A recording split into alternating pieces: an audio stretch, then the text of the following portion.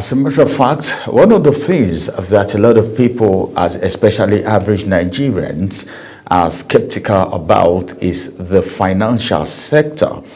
When we talk about finance, it has to do with so many things. Financial management, very important. How to handle your money, where to get money from, what are you getting the money from for? Are you lending or you are borrowing? You know, which benefit outweighs the other? And how does this affect our day-to-day activity, which will translate into impacting the society, the economy, the development of the nation positively or negatively? Today, we will be looking at this topic, which says credit and development. We will look at unlocking economic opportunities through financial lending service. And we have a financial expert joining us on the conversation this morning in the person of Enejo Okpanachi, who is the regional head of North Zedvance Finance Limited. It's good to have you join us, Enejo.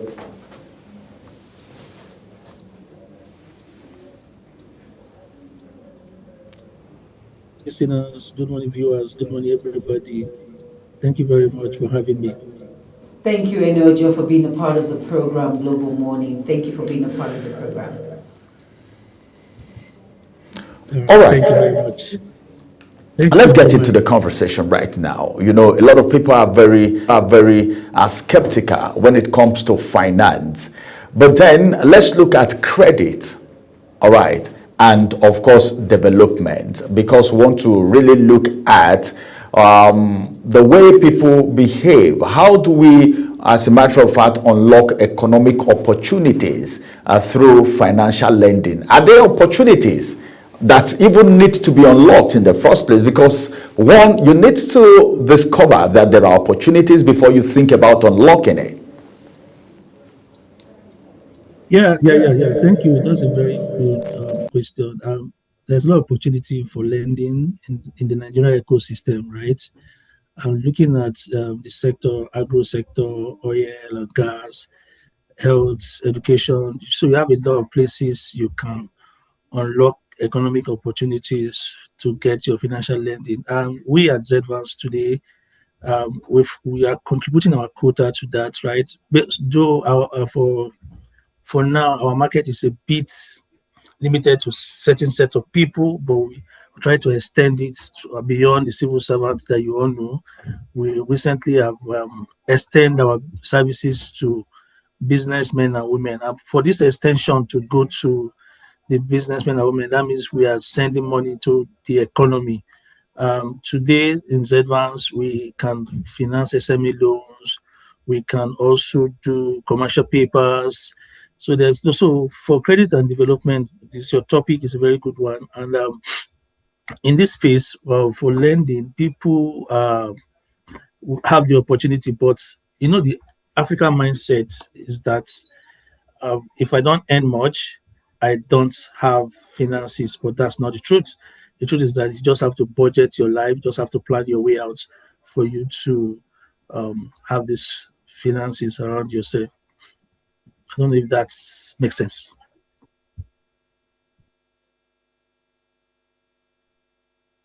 The average Nigerians. What do you think about the management, financial management of Nigeria, and how finances are being managed by Nigerians? Because some people, we've seen some people, of course, go take loans, you know, do certain things, and what they use it for, all right, is not what can actually make them repay the loan and all of that. And a lot of people, oftentimes you hear them talking about committing suicide because of maybe pressure, you know, from the loans that they've taken. How does that affect the economy of a nation?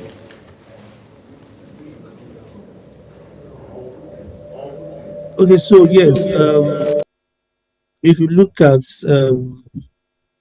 the way of life today, the standard budgeting principle still work in Nigeria, right?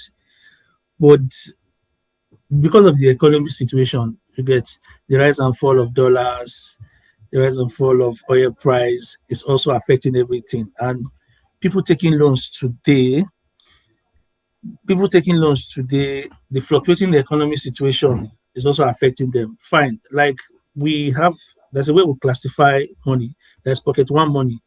Pocket one money is what you use for the necessity. That's the essential thing. That's health, education, and well-being of your family. There's pocket two money. Pocket two money, that's where you come to your extended family, right? So if I'm not buoyant enough, I'll be struggling to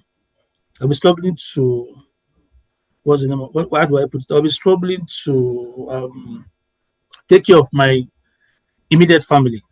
Yes, I'll be struggling to take care of my immediate family. So if I don't have enough, I cannot extend it to the extended family. So that's the part pocket two money plays. So people taking loans to do so many things. One, we are also acting as a financial advisor to our customers, right? So when you come to take loan, people will ask you what's the purpose of your loan. It is part of the KYC. They want to have an idea of what you're taking loan for. It's so funny sometimes when you hear somebody say, I want to take loan to go and marry two wives. It doesn't make sense because it's like you're putting yourself under pressure. So, but when you take loan to do things that can benefit your life, do things you want to take loan to maybe complete your house, you want to take loan to pay your children's school fees, you want to take loan for health-wise reason, it makes sense. But you take loans for ceremony, depend on your capacity. It depends on your capacity. So that's that for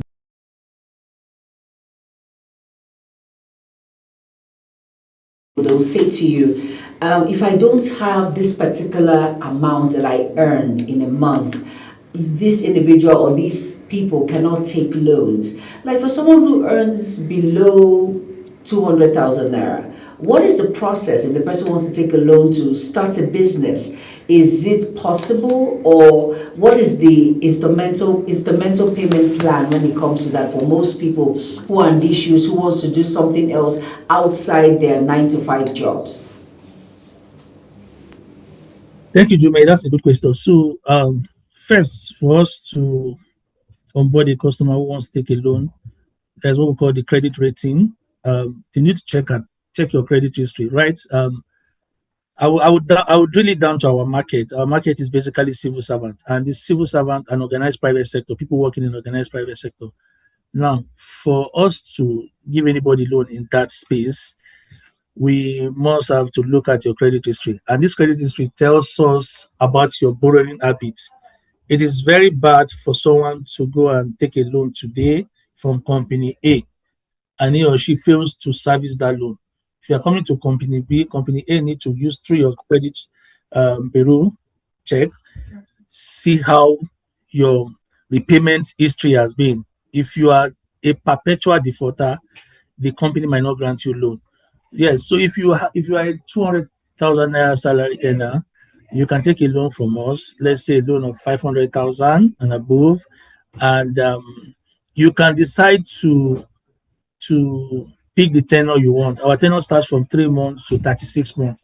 Now, the good thing about this tenor is that the shorter the tenor, the lower the interest rate. The higher the tenor, the higher the interest rate, and then the shorter the tenor, the higher the deduction. So all these tricks will be given to you by the sales team. They will advise you to tell you that you can pick this and this, and also a moratorium for any loan. Like a moratorium means taking a loan in this month will tell you, okay, we're going to give you 1 month grace period for you to readjust yourself. And maybe you want to tell your wife or your family that I'll be having a certain deduction from my salary every month. That means that some of the spending habits will reduce. If you are the kind of people that takes your family out for weekend, you have to reduce it because there's a deduction coming into that salary. So with that 200,000, someone can take a loan of 500, and let's say 500 deduction should not be from your question. You ask of deduction for 12 months should not be up to 60,000. I think so. Yes, that's 60,000. Enejo, let's look at the economy of the nation now, because one thing must lead people to borrowing. let's balance the equation right now. Can you do an assessment of the economy of this nation now for this administration, of course, and link it to whether reason why we want to borrow or it is because of their own selfish interest? Because some people are used to it. Some people, like you said earlier, will just want to finance their luxurious life, not the economy per se. But what's your assessment of this economy, by the way? I would say that for my assessment to this economy, I think life is a bit hard. I think during the inauguration of this current administration, that single pronouncement from the president changed everything. That pronouncement that he said subsidy has gone. From that moment, everything about this economy changed. You can compare this economy to the last one. We all recall that during Buhari time, we were all shouting that we've missed Buhari, but today we are saying that we prefer Buhari to Tinubu. Look at the cost of living today. So many companies have to adjust their cost of living. So many people, so many companies. I'll tell you of a bank that even will operate till 2 p.m. and close. And why? Because of the cost of diesel. And then people have to now have remote work in their system because their staff cannot be coming to office every day. And this is because of the hike in the price of transportation. And look at the price of dollars to go up and come down. It's also affecting our rise and fall of dollar. It's also affecting our economy, right? So in this administration, from our book, we can see that people borrow a lot compared to the past administration. And it is never their fault. It is because of the economic situation. Ordinary bag of rice, you know how much you're selling it now compared to what we bought it last administration. So in summary, this economy is a bit harsh compared to the last administration.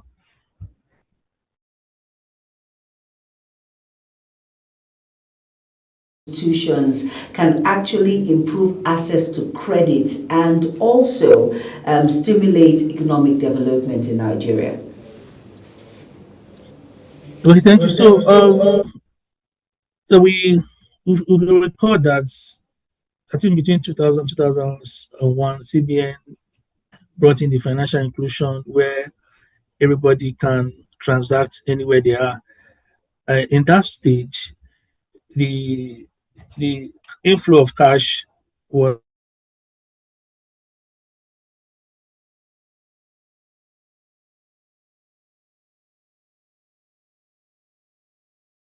Now, I'm sure he's going to come back due to, I'm sure, network. But I really wanted to know ways in which the government and financial institutions can work hand in hand together. And he was trying to make that emphasis on CBN, where you can transact cash wherever you are, which is a good assessment. Cashless society. Cashless society, which is good. I think it's needed because the world is evolving. And I'm sure Enijo will join us soon to throw in more emphasis. Okay, he's back now. Enijo, please throw in more emphasis on that question. Yes, sorry, my network threw me out. So, like I was saying, the CBN inclusion of that financial stuff brought in that cashless society for us, and there was enough cash for people to transact. Then for the financial companies and others, what they aside their CSR, which is part of their core mandate, like wherever you are, let the people feel your impact, right? The government on their own part can also assist by creating more social amenities and creating more job opportunities. Recently, we heard that the Federal Safety Commission is recruiting. That makes sense, meaning that a lot of jobless people will apply for that job and they will be recruited. And from there, they have their source of income, they have the source of livelihood. This will also reduce the rate of crime because if you are too busy, you will not be having time to go and commit all those crimes. And little things like 5K, 2K also lead people to go and commit those crimes you see today. So with those government creating job opportunity for a citizen, that would make sense too. Then for the private organization, you also create employment, open branches across so that you can employ people. And you remember that these companies that are located in states pay their tax to state government, and that's how government also have their internal generated revenue. they can use it for other services like health, good road, water, and etc. So this collaboration between government, private can also assist in making us having a good economic situation. Thank you.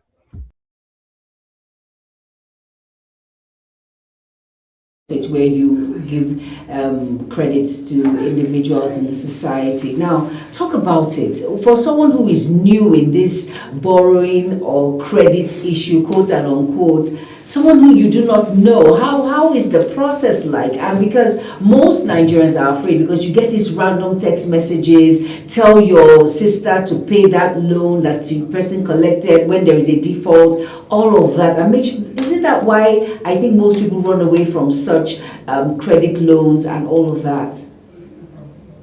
Okay, thank you. So we as Evans, we are regulated by CBN, so you won't get such loan for us. If you source-based message from, if you check this, if you notice these days, those kind of message doesn't exist again. CBN has sent a stern warning to all the companies sending such message. It is unprofessional, and we call them loan shark. So it doesn't make sense that you apply for loan. When you're applying for that loan, none of your family members are aware, and you defaulted, and somebody is sending a threat message to you. It's unprofessional, and CBN has warned any company not to try it, and I think they are not doing it again. So in ZVAS, like I said, we are regulated by CBN, and we started operation in 2014. What I would just tell a new person that wants to take loan from us is that we give quick consumer loans to civil servant and people working in a organized private sector. Let me explain that private sector part, which I kept saying organized. You can't just own a small company of 2-3 persons and you want to come to ZVAS to take loan. We might not be able to process such requests. But when you have an organized private sector with more than 50 to 100 staff, have a good salary structure, dates, and you are also licensed by, you are incorporated by CAC and CBN if too, we can also give you. So we have sectors that we deal with too, and we're in over 18 states. So if someone wants to apply for a loan, if you're a civil servant, they have a centralized pay system which is called IPPIS. So anybody applying for that loan, you don't even need to come to our office. And I also tell you that ZVAS is the first company to start lending via digital platform for civil servant. We started that in 2018, and a lot of people have taken that step too. ZVAS is also a digital company that gives loans to both the private and public civil servants. I don't know if that gives you the answer you want.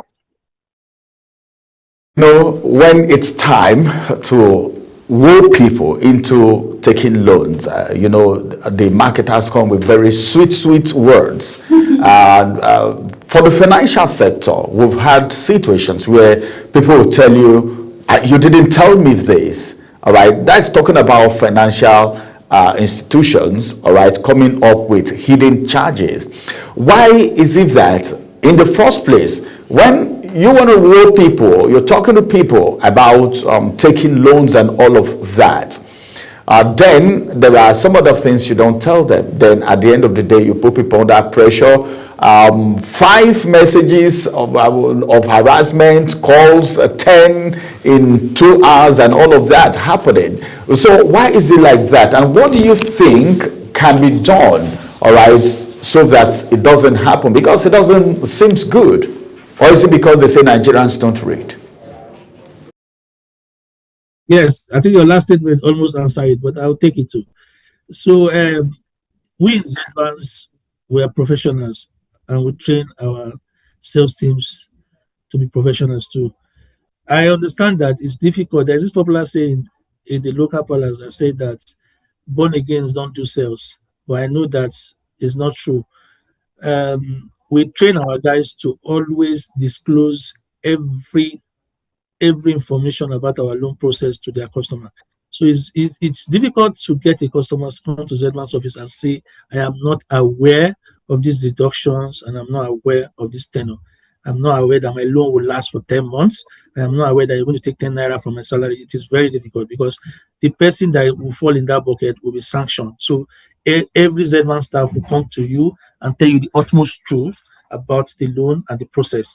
It is now left for you as the customer to take. And one good thing I would just tell every company is that, these guys have targets, and because they have targets, and it's bound for them to now go and lie because their target is tied to their salary. That is the problem. In our system here, our target is not tied to salaries.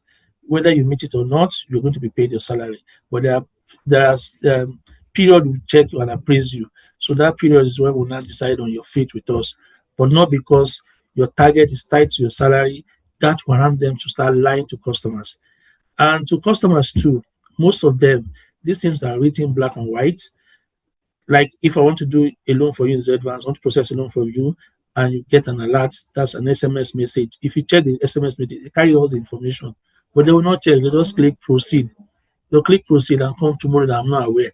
We'll now be forced to go to the back end and bring out those the information and share with maybe anybody that needs it. So I'm also advising the potential customers to also go through all the terms and conditions of loan, and also ask questions when necessary, and don't rush to apply for loan. And that's why it is better for you to request for your loan on time before the period you need that fund, not because you need a fund in 24 hours, you are requesting for it today. If you do that, that pressure will make you not to go through any of the process, not to go through the terms and conditions, and you just apply for the loan. And once you get the alert, you start seeing something different that you do not even understand. To economic development, because we are talking about development here. All of this that we're talking about, does it contribute to economic development of a nation in any way? Yes, now, 100%. So, what we just simply did for the economy is to make available credit assessment. You recall that there are some countries and areas where credit is so difficult for them. But today, because our government is overwhelmed, and we, the private firms, have decided to make credit available for people so that whenever they need credit, they can fall into it. Remember the traditional way before now, because workers will go for salary advance and go for this local contribution called a job. But today, we have made credit available, and this will also be used into the economy.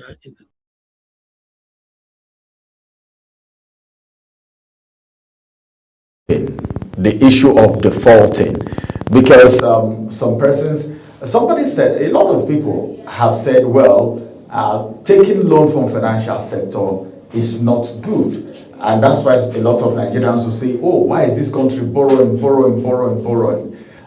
Because a lot of people have lost their assets, some have even lost their lives in the process. Because I'm talking about the society now, national development, what happens is somebody says something that, in fact, financial institutions pray for people to default so that whatever they have dropped on the ground as a collateral can be taken by the financial institution. So what do you think about that? Your perception about borrowing generally. Forget about the fact that you render such services. What's your perception about it generally? So I will say from the scale of 1 to 10, borrowing is good, and I will rate it 8 to 9. I'll tell you, as big as United Nations is, they are borrowing, right? Now, your ability to borrow and your ability to pay matters a lot. So you don't borrow money and fail to pay, because even the company relies on their inflows. So you borrow from them, you need to return the money for them to recycle it, right? So then to take it back to the economy. Now, defaulting is a bad habit.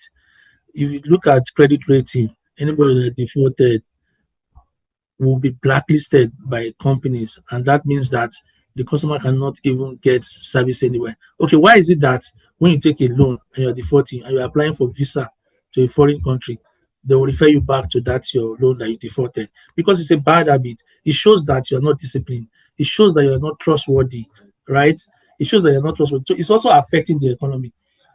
We don't pray to We don't pray to give you loan and say that if you fail to pay, we are happy to go and use your collateral to convert it to our money. No, it's a stress too. It's stressful. It's stressful converting that collateral. Imagine when somebody takes a loan from you and he drops his or her car with you, and once the person fails to pay, you start looking for a buyer for that car. That's on that stress. That's what we need. We need liquid cash. We need our money to come back so we can recycle the money and do other businesses. But you now start looking for a buyer. Buyer will come and start pricing the car. At times you sell at loss. At times you make your gain. But it's also stressful to work with a defaulter, and that's why you see that all the finance houses, whenever you take a loan from them, they report you on credit bureau, and that's because they need to project you out there for everybody to know your habits.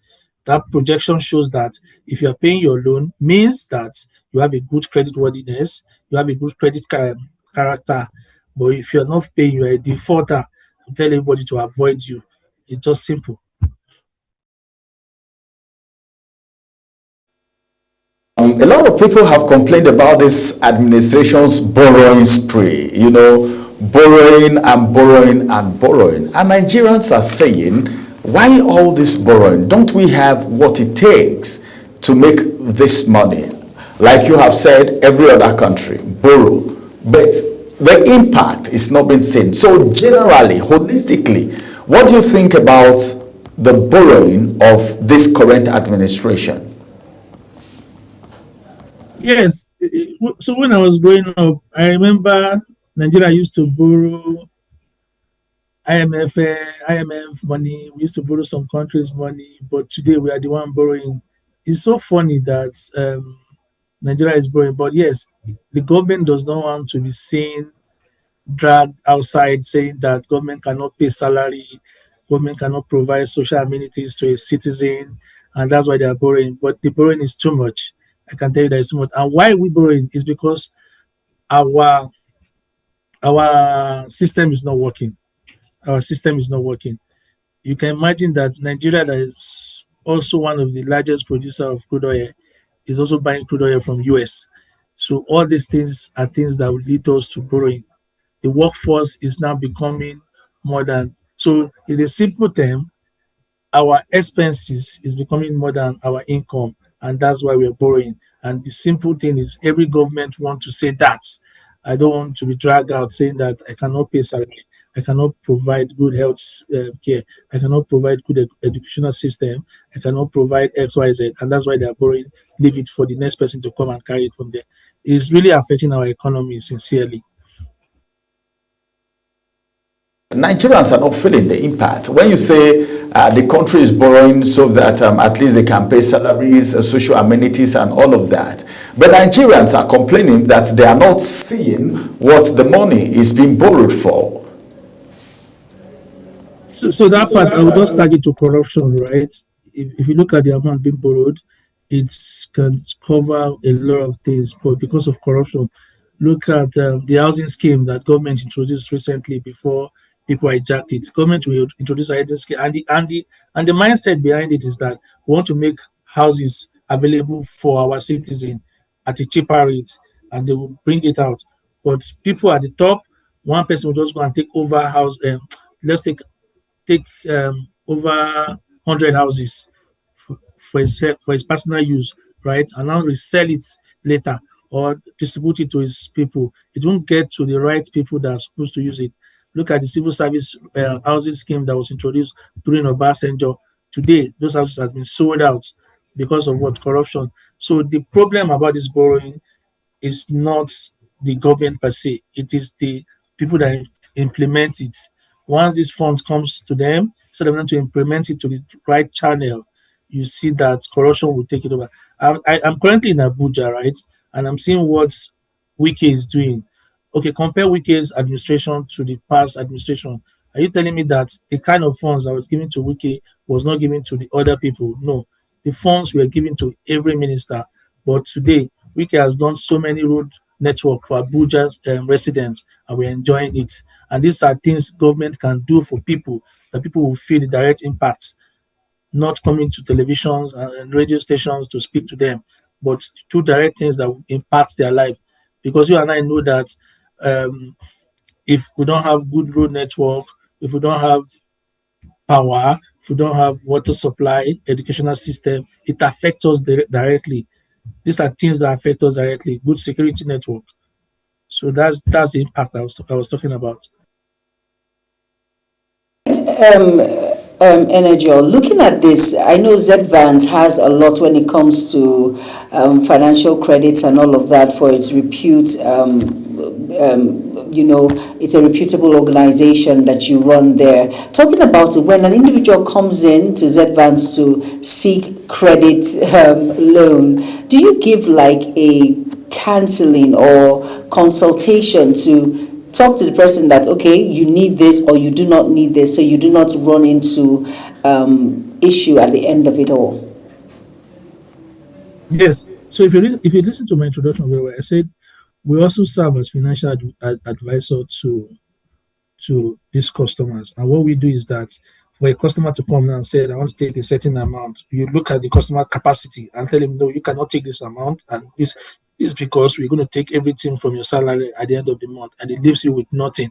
And that causes financial embarrassment to the customers. So at that point, before a customer applies for loan, the sales agent, the sales team advises the customer on the proper amount to take. Yes, customer might have something in his mind. I want to take 5 million, I want to take 10 million, I want to take 20 million, no problem. But you look at his capacity and tell him that if we avail you this 20 million and we're taking this from your salary every month, it might cause you into backload, it might cause you financial embarrassment. So please reduce it and also reduce the tenor or extend the tenor. By extending the tenor, you're also reducing the deductions. These are some of the advices we'll give to customers once they come to us. All right, with that said, of course, a lot of individuals that are scared to go for credit loans and all of that. With all of this, it's an assurance that ZVans will actually put you through so you don't run into financial problems in the future and all of that. So looking at it critically now for national development, let's talk about microfinance banks now. How is it the same as what you do in ZVans, or is it a different ballgame entirely, or you work in tandem for national development to help individuals to grow when it comes to their businesses, when it comes to what their products, all that, etc.? So yes, it's a bit different way of operations for both finance houses and MFB. So the microfinance bank, in short, we call them MFB, and the finance houses, we call them MFI. Yes, we work hand in hand, and we have a common goal, and the common goal is to inject funds into the society, make credit available to individual. But beyond that, the microfinance bank have more responsibility than us because they are a bank, right? While we just a finance house. So there are little we can do. Like in ZVans today, you cannot accept deposit from customers, but the microfinance bank can receive deposit from customers. You see that's different way of operation. Though there are different kind of microfinance bank. You have the national microfinance bank, you have the state microfinance banks. So everybody have their responsibility, but we are all regulated by a single body, which is Central Bank of Nigeria. And like I said again, our common goal is to inject or make credit available to the society. So we have a common goal. Thank you very much, Ojo Okpanachi, for being part of the conversation today. And of course, Nigerians have been enlightened on how you can actually take money, convert that money in such a way that it will benefit the society and yourself, and of course what the federal government is doing, and of course ZVans' contribution to the process. Thank you very much for being part of the program. Thank you so much, Mr. Ojo Okpanachi, for being a part of Global Morning. Thank you for your time. Thank you for having me. Thank you. Have a blessed day. Bye. All right, everyone. This is the size of the conversation with Ojo, the regional head of ZVans. Well, it's now for us to take a quick break and return.